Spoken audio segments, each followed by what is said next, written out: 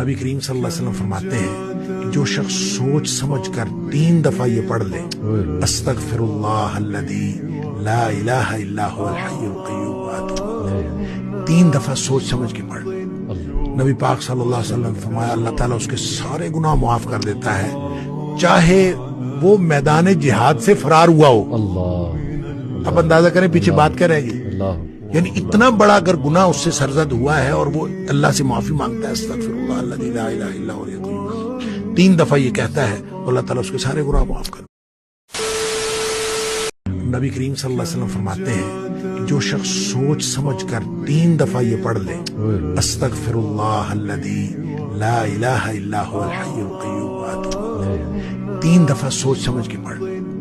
نبی پاک صلی اللہ علیہ وسلم فرمایا اللہ تعالیٰ اس کے سارے گناہ معاف کر دیتا ہے، چاہے